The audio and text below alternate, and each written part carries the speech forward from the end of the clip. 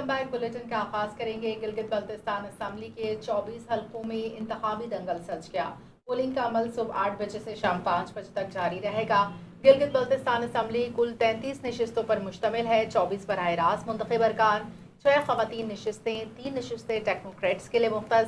हुकूमत साजी के लिए किसी भी जमात या इत्तेहाद को 17 नशिस्तों की सादा अक्सरियत दरकार होगी। पीपल्स पार्टी के 23 उम्मीदवार, नून लीग के 22, इस्तेहकाम पाकिस्तान पार्टी के 15, पाकिस्तान मुस्लिम लीग के 11, JUIP के 9 उम्मीदवार हैं।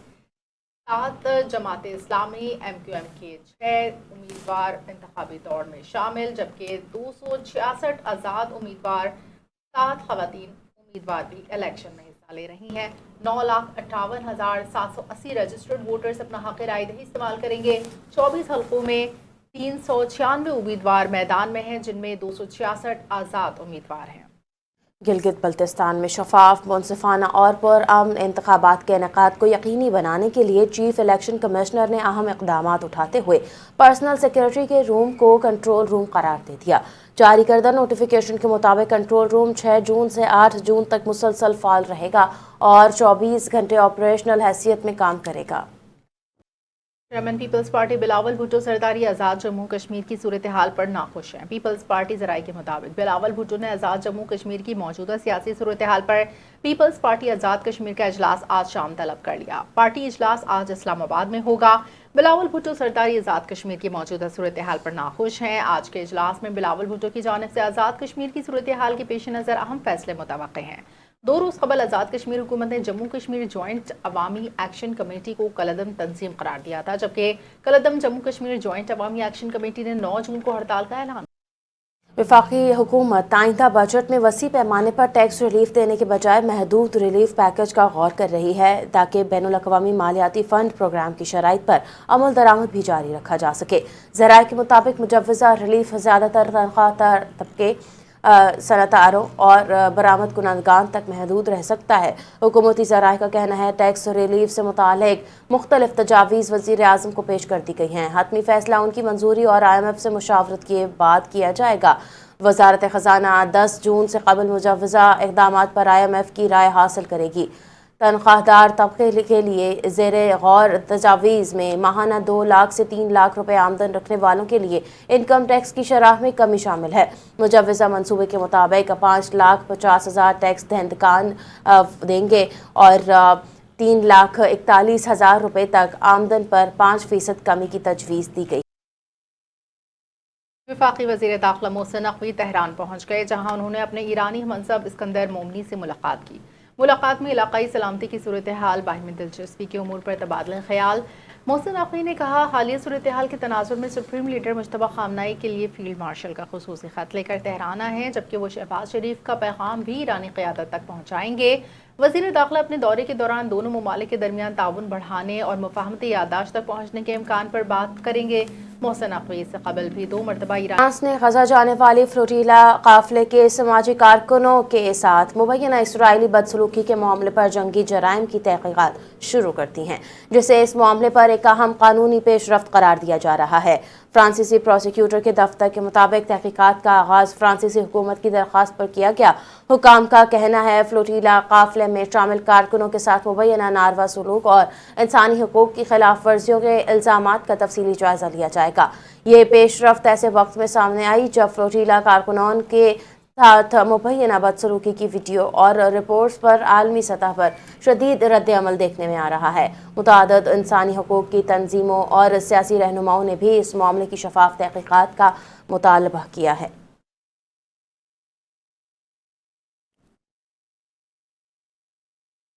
अमरीका की 250 साला यौम आज़ादी की तकरीबात के सिलसिले में पाकिस्तान में अमरीकी मिशन के ज़ेर एहतमाम फ्रीडम 250 के उन्वान से पुरवकार तकरीब का इनेकाद, जिसमें पाकिस्तान अमरीका के दरमियान 80 साला दोस्ती शराकत दारी को खिराज तहसीन पेश किया। तकरीब में हुकूमती शख्सियात, सिविल सोसाइटी, तालीमी माहिरीन ने शिरकत की।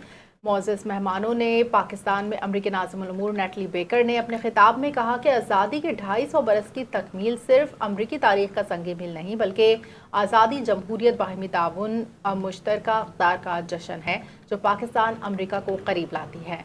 انہوں نے کہا امریکہ کے 250 سالہ جشن آزادی کے ساتھ پاکستان امریکہ کے عوام کے درمیان دوستی کے 80 سال منائے جا رہے ہیں۔ مستقبل میں دونوں ممالک مل کر مزید کامیابیاں حاصل کریں گے۔ تقریب میں امریکی میرین کور کے کلر گارڈ نے پرچم پیش کیا۔ دونوں ممالک کے قومی ترانے بجائے۔ امریکی فضائی کے سینٹرل کمانڈ کے بینڈ نے موسیقی پیش کی۔ تقریب کے اختتام پر شاندار آتش بازی کا مظاہرہ ہوا جس نے اسلام آباد کی فضاؤں کو روشن کر دیا۔ عالمی یوم تحفظ غذا پر صدر مملکت آصف علی زرداری اور وزیر اعظم شہباز شریف کی جانب سے پیغامات جاری کیے گئے۔ صدر آصف علی زرداری نے کہا، عالمی برادری کے ساتھ مل کر عوامی صحت، غذائی تحفظ اور عمومی ترقی کے لیے محفوظ غذا کی اہمیت کو اجاگر کرتا ہوں۔ دنیا بھر میں غذائی تحفظ کے حوالے سے آگاہی اور عملی اقدامات کو فروغ دیا جا سکے۔ عوام کو صحت کے خطرات سے محفوظ رکھنے کے لیے فیصلے اور عملی حل ناگزیر ہیں۔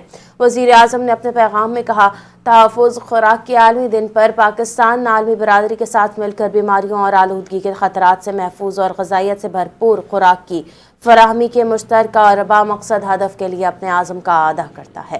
آج ہم ان کی بے مثال خدمات اور کردار کو بھی خراج تحسین پیش کرتے ہیں۔ وزیر اعلیٰ بلوچستان سرفراز بگٹی نے لیڈی ڈاکٹر کو تیزاب حملے سے بچاتے ہوئے جھلسنے والے سینٹ مین اسپتال کے ملازم عبدالرزاق ترکی کو فون کر کے ان کی بہادری پر سراہا۔ میر سرفراز بگٹی نے تیزاب سے جھلسنے والے سینٹ مین اسپتال کے ملازم عبدالرزاق ترکی سے فون پر بات کی۔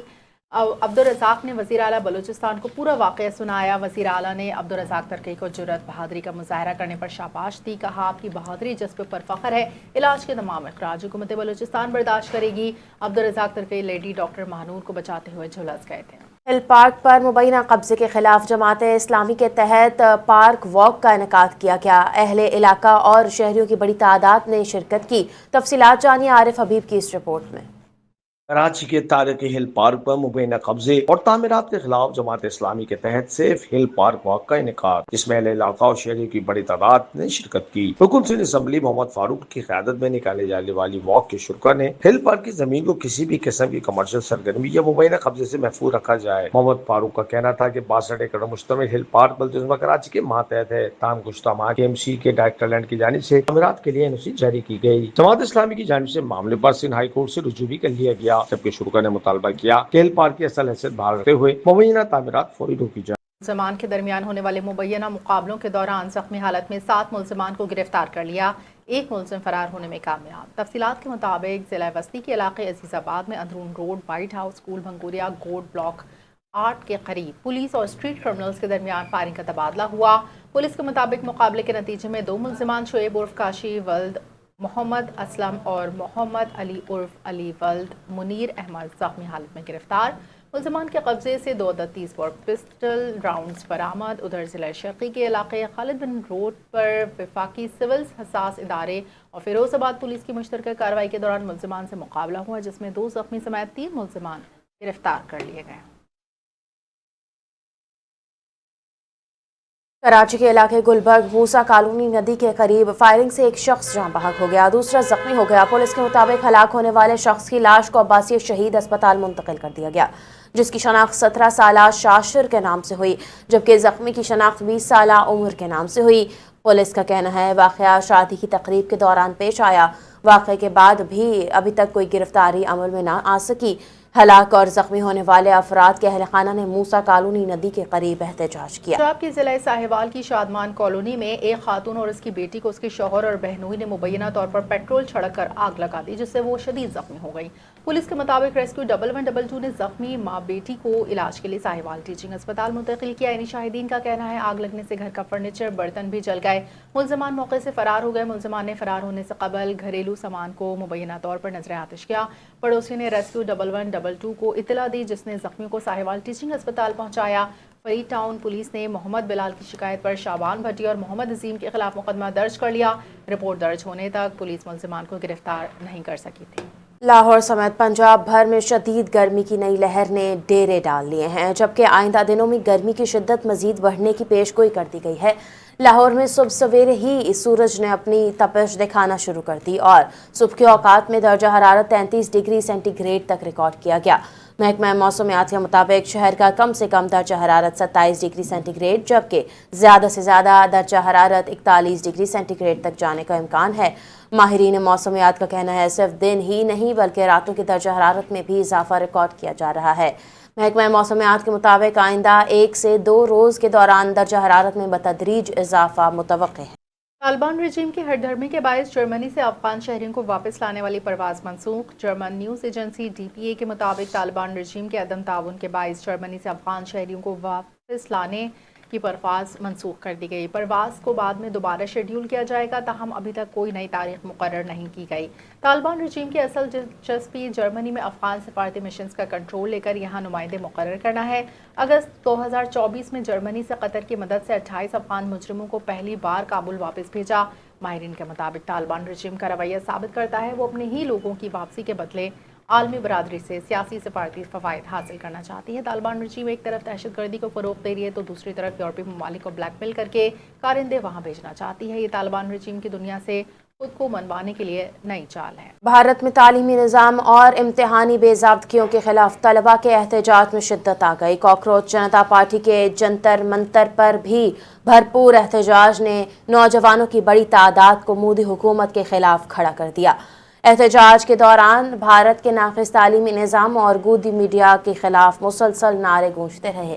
एहतजाज में तलबा और नौजवानों की जानिब से भारतीय वज़ीर तालीम के इस्तीफ़े का मुतालबा ज़ोर पकड़ गया।